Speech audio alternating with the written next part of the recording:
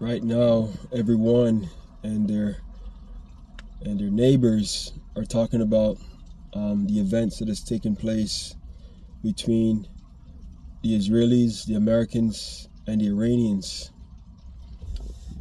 But that is just the beginning. The scripture refers it to as the beginning of sorrows, because the Strait of Hormuz is partially closed, and that represents a vast majority of the world's oil production that passes through that strait, and also the food.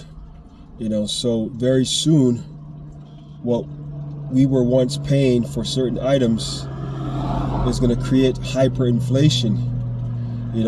A lot of jobs are switching to AI technology. A lot of people are being laid off because we're at the end. Some people are still, comfortable that they can still go to their local cafes and buy a latte or buy something of their choice. But very soon, no one will be able to have those luxuries, because that's another telltale sign that we're at the end. So this is the book of Ezekiel, chapter 7, starting at verse 5. It says, "Thus saith the Lord, Yahweh, Bahashem Yahushai, an evil and only evil, behold, is come." Evil represents bad times. So these are just the beginning, the birth pains. Because it says when the plagues come, they slack not a moment. So we are in the beginning stages of it.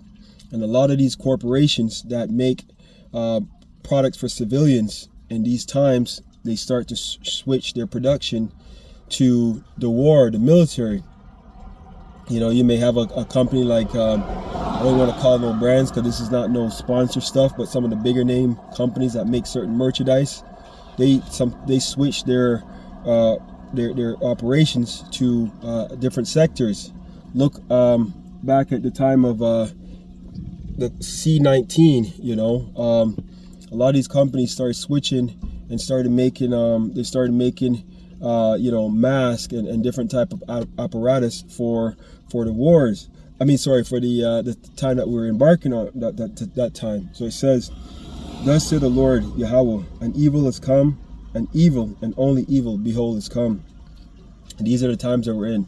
So I'd like to give all praise, all glory, infinite honor to my power, Yahweh, Bahashem Yahushai, Bahashem Okakodash, and double honors to the elders, the bishops, and the apostles of the great millstone. Shalom.